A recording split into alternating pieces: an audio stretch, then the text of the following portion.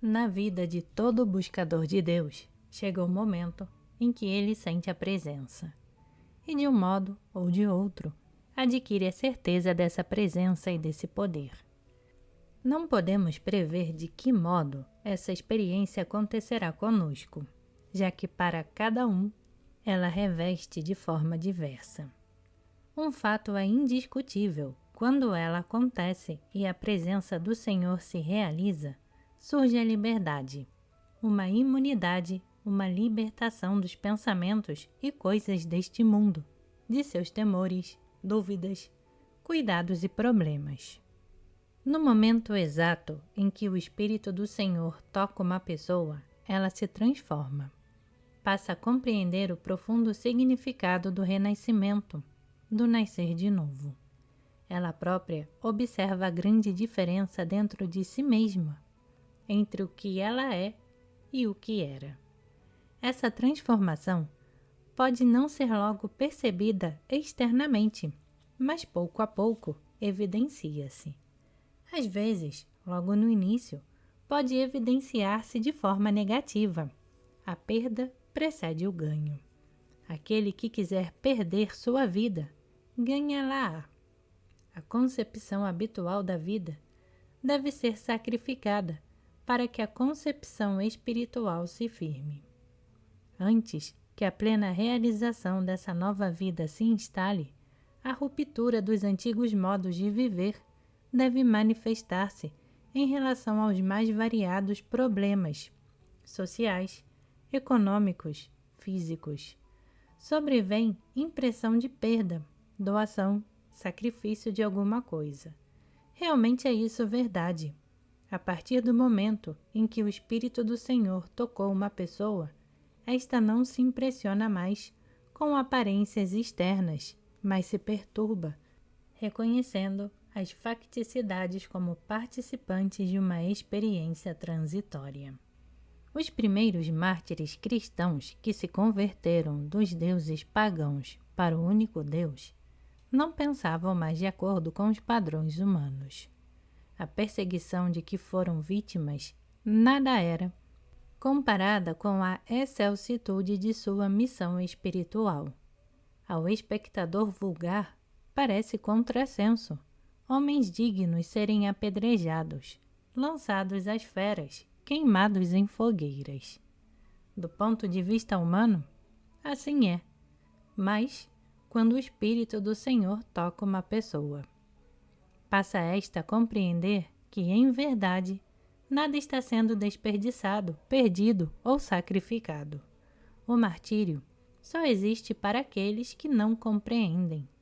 Para os espiritualmente iluminados, ele é o cumprimento de sua experiência, de seu destino espiritual, e o que eles recebem sobrepuja a perda aparente.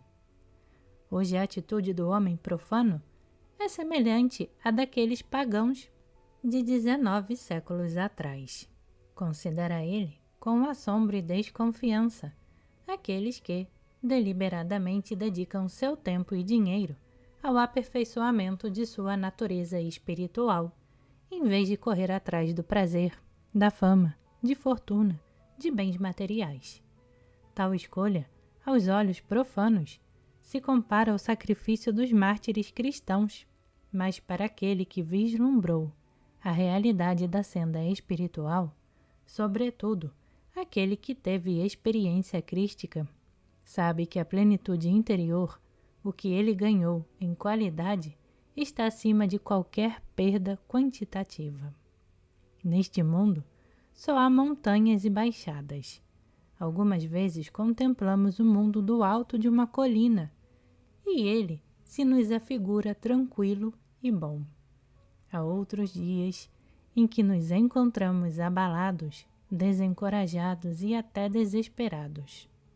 Esses períodos não têm significado particular, nem real importância. Eles fazem parte do ciclo rítmico da vida humana. Há sempre um vale entre duas serras. Não é possível escalar a montanha anexa sem passar através do vale existente entre elas. As experiências do vale são simples preparação para as experiências do monte. Em termos bíblicos, nenhum homem pode ganhar a vida sem antes perdê-la.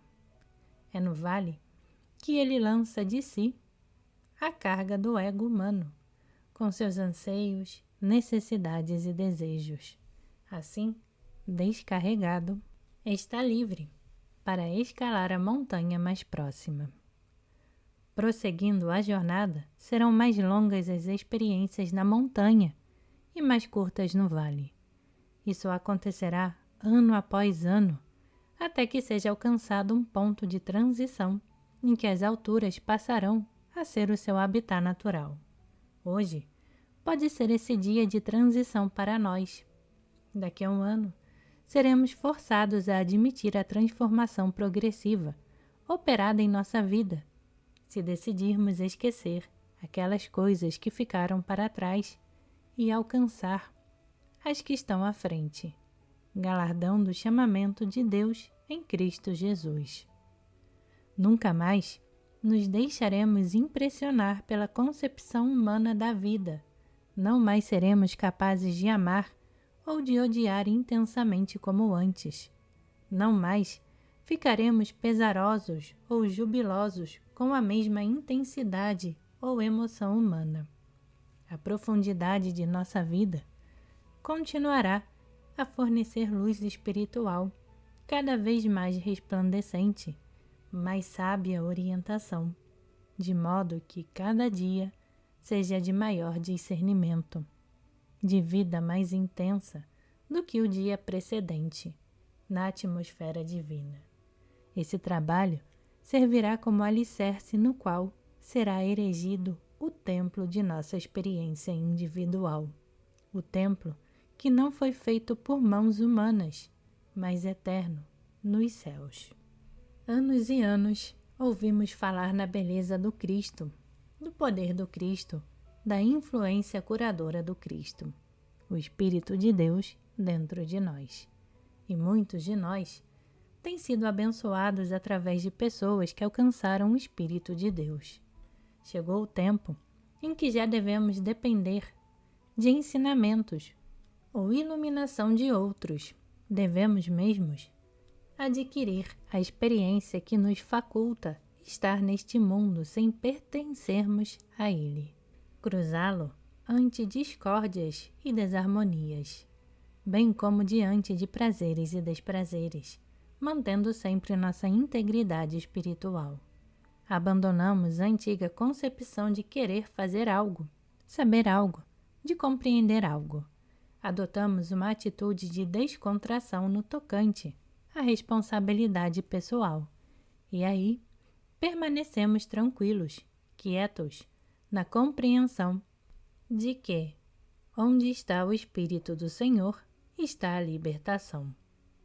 Tornamo-nos espectadores, contemplando Deus a operar em seu universo, reconhecendo ser transcendente na execução do seu trabalho através de nossa consciência. Algumas pessoas chegaram a ter experiência de Deus sem aparentar sinais externos, por ignorarem o que ela representava. Viveram apenas com sua lembrança, desconhecendo como foi ela alcançada e, sobretudo, como mantê-la. Um adepto, porém, que devotou sua vida ao estudo da sabedoria espiritual e à prática da meditação, quando acontece a experiência de Deus, ele a recebe sem surpresa, pois compreende seu significado, ainda que ele a aceite jubilosamente como evidência da graça, sabe que foi alcançada após muito esforço. Não vive, pois, com a simples lembrança, porque sabe que aumentando a receptividade pela meditação constante, a repetição dessa experiência será frequente, até chegar o tempo em que ela é alcançada pela vontade. Essa presença espiritual, esse poder, esse Cristo que executa por nós as funções de nossa vida, é invisível, mas nem por isso é menos real. Ele se encarrega das funções do nosso corpo, do modo a tornar para nós desnecessário preocuparmos-nos com suas atividades. O Cristo interno faz tudo o que nos compete fazer, inclusive ao nosso corpo. Gradualmente, à proporção que o Cristo passa a viver nossa vida, vai se diluindo a concepção de um corpo físico ou de atividades corporais. Se fosse necessário cuidar diretamente da circulação do sangue ou da função digestiva, estaríamos vivendo através de meios humanos e não pela palavra que procede da boca de Deus, fonte de energia infinita. Não. O funcionamento do corpo sem auxílio de qualquer espécie, sem conhecimento ou interferência direta sobre o aparelho digestivo ou a circulação do sangue, é uma comprovação evidente da atividade do Cristo. A saúde é de Deus. Assim, não existe minha saúde, tua saúde. Se aceitares esse conceito literalmente, veremos acontecer milagres. Deus não é pessoal. Não obstante, pode ser saúde e riqueza. Falar de minha saúde, tua saúde, é admitir que há graus de saúde, boa ou má. No modo espiritual de viver, isso não acontece, pois só há uma saúde, e essa é Deus. Uma vez que aprendemos o sentido de posse pessoal, indicado pelas palavras eu, meu, minha, teremos encontrado o verdadeiro sentido da vida espiritual, universal, impessoal, harmoniosa. Deus expressa sua harmonia através do nosso ser, e essa harmonia pode ser bondade, saúde, e nada mais é do que uma atividade, uma lei de Deus. Reconhecendo-o como essência de todo o bem, tornamo-nos instrumentos para a manifestação da concepção universal do bem. A saúde não depende da digestão, eliminação ou atividade de qualquer órgão do corpo. É uma qualidade divina. Depende de Deus. Lembremo-nos disso. O alimento que eu ingiro não tem valor nutritivo, substância ou poder de sustentar ou manter a vida. Mas eu, a alma, minha consciência, comunica ao alimento a substância vital, seu valor, seu sustento. Se nos tornarmos conscientes disso, verificaremos que em nossos corpos os alimentos passarão a exercer efeito diverso daquele que até então não produziram. Ele faz o que foi dado fazer. Em consequência, a atividade do corpo é desempenhada por aquele que está dentro de nós. Por isso, não nos preocupemos, ele executa e aperfeiçoa aquilo que a nós concerne. Contemplemos Deus manifestando-se como nossa saúde, riqueza, força e vida. Assim acontece todas as fases de nossa experiência humana. Se adotarmos uma nova concepção a respeito da retitude da vida, se as palavras corretas forem proferidas no devido tempo, se os nossos atos externos corresponderem a uma atitude interna de retidão, teremos uma vivência harmoniosa e então sentiremos que cada fase de nossa experiência é o resultado direto da atividade do Cristo. Não precisamos nos preocupar. Ele, o Cristo, faz tudo antes mesmo que tenhamos alguma consciência do que está acontecendo. Ele, o Cristo, é a atividade do corpo, da bolsa, das relações com nossos semelhantes. A presença vai à nossa frente para endireitar os caminhos tortuosos e preparar um lugar para nós. A presença faz tudo por nós e nesse plano de existência passamos a viver como testemunhas contemplativas. Há inúmeras passagens bíblicas que revelam a importância de confiar no Senhor, de ser um contemplador da vida. Isso não significa sentar-se negligentemente e nada fazer. Ao contrário, quanto mais alguém confia no Senhor, tanto mais ele contempla a Deus operando nele, através dele e como ele, tanto mais ativo se torna. Como contempladores, executamos as tarefas que requerem nossa atenção e que estão ao alcance das nossas mãos. Se tivermos uma causa a cuidar, cuidemos dela. Se não for entregue a direção de um negócio, dirijamo-lo. Se tivermos direitos a reclamar, reclamemos. Porém, mergulharemos em nossas atividades com a seguinte atitude: confio no Senhor, observo o que o Pai me dá para fazer. Mantemo-nos assim em tal estado de receptividade que a qualquer momento estaremos prontos para alterar os planos que propomos executar e seguir o plano divino. Há deveres a serem executados, obrigações a serem cumpridas em todos os dias de nossa vida. O que nos for dado fazer deve ser feito. Sendo um contemplador, descobriremos que há uma orientação divina, um poder divino que nos guia. Esse é o estado de consciência atingido por Paulo. Não sou eu que vivo, é o Cristo que vive em mim.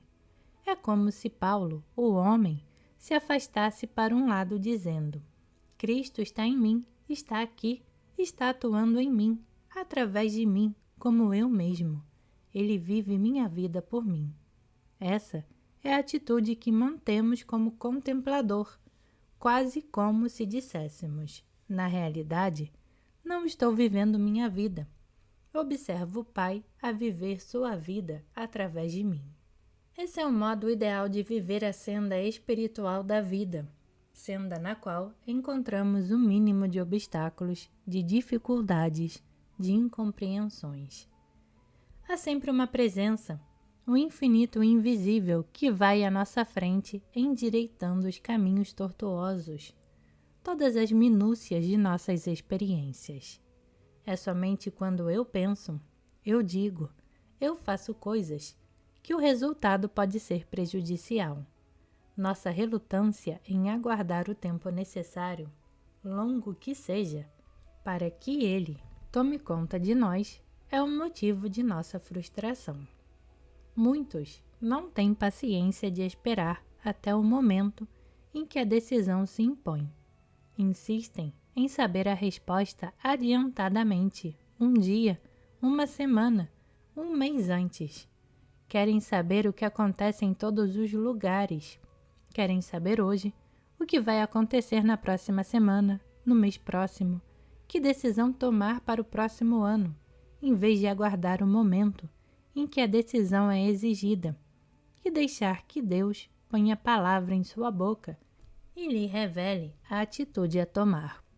Um dia, o maná cai, dia a dia para cada um deles. Sabedoria, guia, orientação nos são conferidos. Nem sempre Deus nos adverte uma semana antes. A orientação é recebida quando dela necessitamos. Adquirimos o hábito da impaciência e, em consequência, em vez de esperarmos que se manifeste a decisão de Deus, nós nos intrometemos e, temerosos de efeitos possivelmente desafortunados, precipitamo-nos e agimos baseados em nosso melhor julgamento humano. No viver espiritual, não dependemos da correta avaliação humana das situações. Por melhor que pareça o nosso ponto de vista, desviemo-nos dele e dirijamo-nos ao Pai. Pai, mostra-me como proceder, aponta-me o próximo degrau e diz-me como e quando deverei transpô-lo. Com paciência e prática, aperfeiçoamos a consciência contemplativa de confiar no Senhor que nos conduz ao milagre, em que não somente descobrimos que há um Deus, como também que Ele se tornou o governante de nossa vida. Temos impedido a atividade de Deus em nossos negócios por não saber esperar, por não sermos contemplativos, por não nos sentarmos serenamente ao lado de nós mesmos, até sentirmos que o Pai está tomando conta de nós.